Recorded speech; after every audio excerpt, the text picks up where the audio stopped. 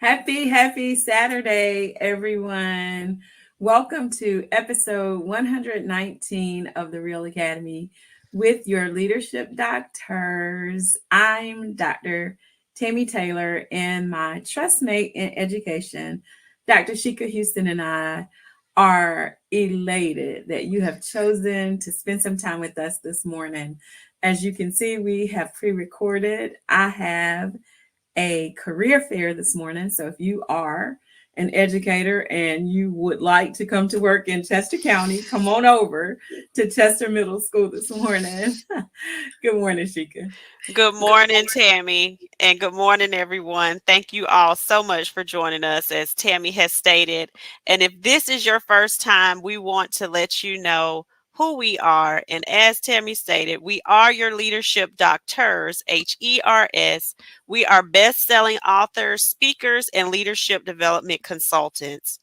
After experiencing microaggressions and no support, leading our elementary and middle schools, we still improved them 2 and 3 report card grade levels in 1 year with the help of our dynamic staff members and students. We have 48 years of experience to include school district level leadership, coaching, and teaching experiences. And the experiences that Sheikah mentioned are those things that have led us to presenting to educators all over the nation and providing support to leaders in our Leadership Trustmate Institute and our Build Our Sister Institute.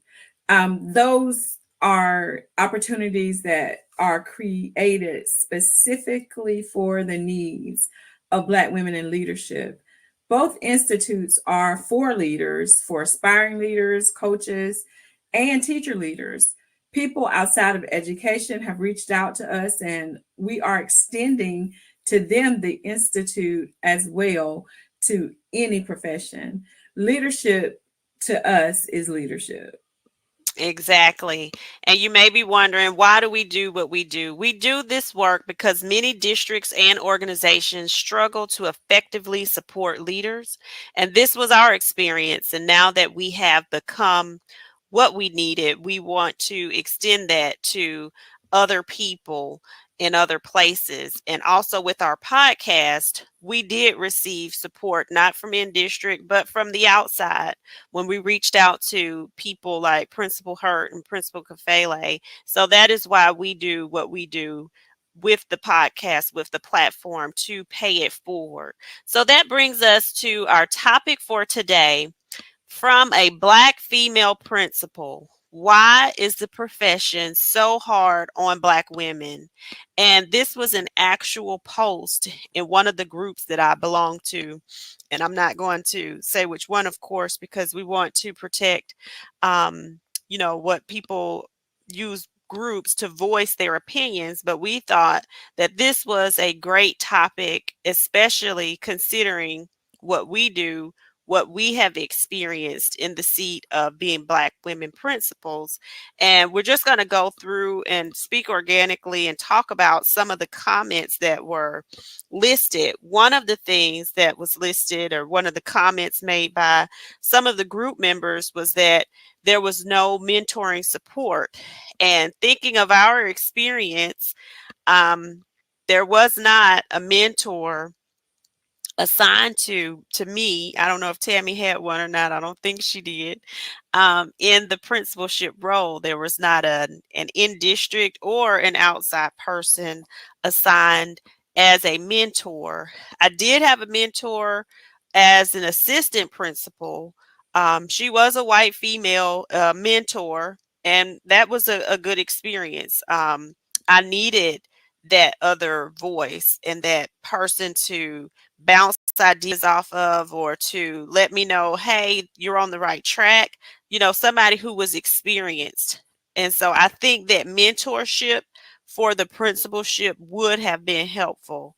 What are your thoughts, Tammy? Oh, definitely. And I have not ever been assigned a mentor in the principalship. And I thought being someone who was taking that non-traditional route to the principal seat that I probably would be given someone to guide or kind of help me with, if nothing else, thinking through things, but I Mhm. never received that level of support. But I will say this, and that's one of the reasons that I am committed to being a mentor. I serve as critical thought partner and mentor to several women, and I actually had one male Mhm. mentee at the University of South Carolina, because they take that very seriously. And Mhm. I think it's a necessary component of learning and growing, because you need someone who gives you that different perspective, someone whose experiences can help you to navigate whatever scenario you find yourself in. And I'll Mhm. have to say this, when Miss Brooks, Glennis Brooks, came to our school and became our transformation coach, she really was the closest thing that I've ever had to a mentor, Mhm. because she kind of stood in that role, even though she was sent there by the state to be the transformation coach for the school. Mhm. She really did, embrace the fact that I was a Black female, and I think she really wanted me to be successful. So she kind of took on that role of mentor so that I could have the support I needed. That is awesome. And Mhm. I currently am also mentoring some other African American or Black females. And I think that it's important too for us to discuss the difference between informal mentorships and a formalized process, because I think what USC has is a formalized process. Do you want to speak to, how that formalized process is a little bit different than just somebody saying, "Hey, will you mentor me?" And we have some meetings, and you can reach out to me when you need to. It's a difference.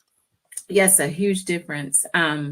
For folks that I informally mentor, Mhm. um, those people are kind of, I don't know, it's almost, the difference is business versus family. Like Mhm. the people who I mentor and are just a part of my network, who have reached out and said, "Hey, listen, I love what I see in you, and I want you to be someone who helps me to develop myself as a leader." Those folks reach out to me on my personal cell phone, and Mhm. we might meet for Starbucks or whatever and sit down, and I'm helping to think through things very, very informally, versus my critical thought partners for the university. I have Mhm. a standard protocol Mhm. that I am responsible for helping them to develop, and I'm helping them as they are working towards completing their capstone projects, as Mhm. well as helping them with um, scenarios that come up that they may not feel vulnerable enough to talk with their assigned school level person, because Mhm. each one of those people also has a school level mentor. And sometimes when you're working within a school, Mhm. you can't really be as honest as you'd like to be about what you're Mhm. seeing in that school, for fear of retaliation, or just, again, fear of putting yourself in a vulnerable position to not know who's going to hear what you've said. Right. So it's a very distinctly different process, and it isn't that I don't give those people my phone number, because I do, but they aren't people who are calling me over the weekend saying, "Hey, I want you to look over something and let's meet at Starbucks, and can you just take a few minutes to help me to get my instructional plan for next week ready." It's more formalized, and it is a Mhm. little different in the sense that there are formal protocols that guide Mhm. the mentorship. Exactly. And the program that Tammy spoke of, that she and I helped develop, specifically Black women leaders, is a formalized program as well, where we not only help Black women to work through their identities in leadership, which sometimes is a struggle in itself, because we are all on a specific personal journey where self-discovery is never a never ending process. That's all of our lived experience, so it's very formalized, but it's very collaborative, and just something great for Black women leaders to find that support net, because that is what is mentioned a lot. I think even in your dissertation, where you had those interviews with women and they talked about their lived experiences, that mentorship piece is a key. So I want to go through some of the other comments, because as you and I talked about it as we prepared, I think that our experiences will help to lead or to give some insight to some of the people that had comments. One person stated that it feels like we never do or give enough. I've been made to feel like I don't belong. And we had an interesting conversation around that. So when we were in our principalship positions, we were new to our positions, and of course we were hired by the superintendent, who thought that we were the best people for the jobs, the best people to lead our schools. Everything was going great that first year. The accountability model changed. Next thing you know, we find ourselves in state sanctioned school improvement, and now we are garbage. From one year you went from being great to now you ain't nothing. And so then we're called in, we're placed on improvement plans. Of course, when you're talking about a school or organization, what is there normally hasn't transpired from one year. Normally it's over some years that it has gotten to that state, and that was the case for us as well. However, that's not what was presented to us. What we were told is that this is your fault. Not only are you unsatisfactory and it's your fault, but you're never going to get out of this situation. It's impossible, and if you don't, you're going to be back in the classrooms. So and this was a white female superintendent, and it was very demeaning. The process was terrible, but Tammy had a good the way that we responded to that kind of speaks to this person's comment, and I'll let you say what you had said earlier, Tammy, Yeah, about that. honey, you could have went right on and said it, because I think it is kind of just one of those things that is. We were at that point where, um, okay, you already are going to do what you're going to do anyway. So Mhm. what do I have to lose except to be who I am and lead how I lead? Mhm. And again, remember, I'm brand new. She could too, though. She's new Mhm. into this position. I don't even know how I'm leading. Like, I'm just going to do what I know is the right thing to do for kids. Mhm. Because at the end of the day, what you've been doing to help me is nothing, and it has not Exactly. helped. This is how we are where we are. And Mhm. so why will I continue to do what I'm doing and it is not getting me what I need for these kids? Mhm. So what we decided was, oh well, I'm going to be me and I'm going to do what I need to do to move my school. And what do I have to lose? You've already said you're about to get rid of me if I Right. don't do it. So it's just Exactly. gonna happen. But I'll be on to the next thing. And I will say that we were new to the principalship. It was our first year, but we were not new to education. No. So, you're talking about women who have had at that point probably at least um 18 years experience in education. So, we had seen things happen. We had been through a number of superintendents at that point, but what Tammy stated was right. This was a tactic, this was a strategy. And I think that the tactic and the strategy came from your deflecting, like trying to make us feel like we're incompetent. But the real person who was incompetent and didn't know how to come beside us and didn't know how to provide support because they had never turned a school around before was that leadership regime. So, in order to say, hey, we're keeping ourselves safe, we're letting people know, the board know, because that's who we report to. We've done something about this. And if it doesn't turn out well, we've already washed our hands of these people. We've disassociated ourselves with them. That's a tactic. And that tactic comes from being incompetent yourself. So when they wash their hands of us, great. You don't want us, we don't want you either. And Right. so what we decided to do at that point, and I think that when that happens sometimes to other Black women in leadership, they internalize that pressure and they take on that stress, and they find themselves in a very, very it's already unpleasant, but your internal war and your internal voices are making that worse for you when you've accepted that. We washed our hands of that. We let that go because, like Tammy said, you're not providing any support anyway. So why am I continuing to look to you anyway? Yeah. So we And you know let what? that go. I'm sorry, but the other thing that you said before, Mhm. whole belief that, well, you're never coming out of this anyway. Mhm. Um, that kind of was also just another layer for us to say, I mean, you don't believe it's going to happen.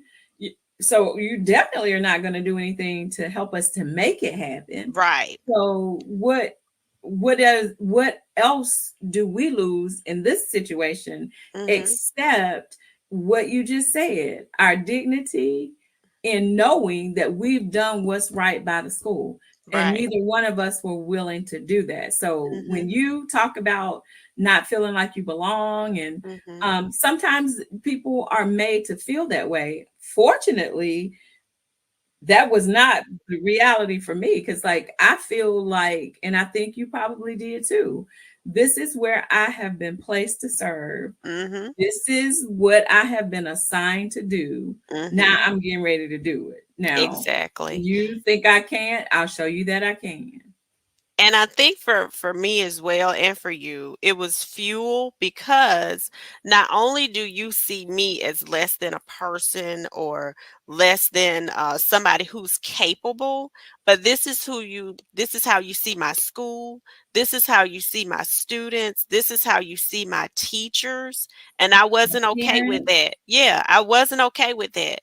And Mm-hmm. so when the fuel and what you are doing is because of something greater than yourself, that really is what gave us the energy and the wherewithal. Now, we are women of faith, so we definitely depended on what God had placed in us. And I think that we were placed there for that reason. I think For that we sure. were there to do exactly what we did, And that and was we the did it. assignment. That's Mhm. the thing. Like I really do think that you are spot on with that whole the fuel, the Mhm. what was energizing from that whole process is, I'm at this school every day. I see who I'm working with. Mhm. These are some of the best teachers I've ever had the experience of being around. And I'm talking about, I've taught with some of the best teachers I think there are. So Mhm. I'm looking at these people saying, these people are just as talented as people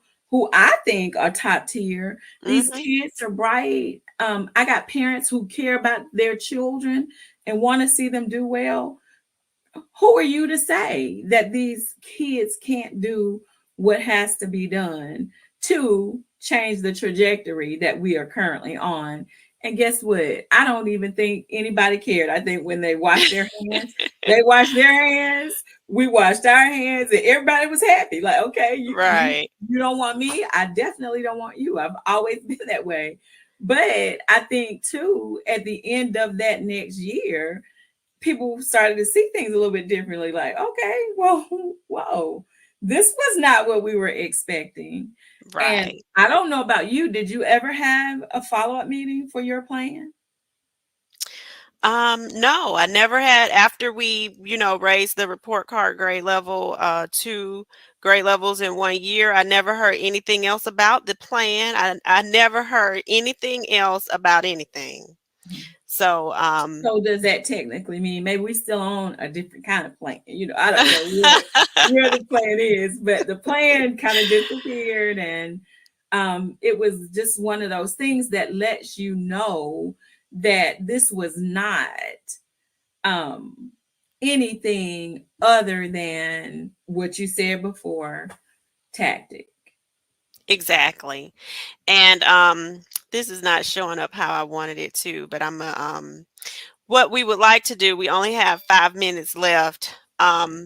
We have a partnership with the University of South Carolina that came about because of Tammy's work, and it is the Build My Sister Collaborative, where we are bringing African American women together, not just from education, but from any industry, because Black women in leadership and the underrepresentation, the disparities, the pay gaps are something that is, a nationwide thing. Um, we have done some further research on South Carolina in the area of earnings and positions. South Carolina actually has a D in that area. There is a $10,000 pay gap between women and men, or Black women and men in the state of South Carolina. And so we want to make sure that people are aware. One of the biggest problems about this is that people aren't aware of it. Nobody talks about it because it makes people feel uncomfortable. So while I'm trying to bring it up, Tammy, if you could tell them some of the details, the dates. Definitely, yeah. So the event is going to be at the University of South Carolina in the Wardlaw building. That's 310. That's room 310, and the address I think is like 810 Main Street, but it's on the University of South Carolina campus in the Wardlaw building at 9, 8, well, I'm sorry, 10 a.m. It's going to be 10 to noon on December the 9th.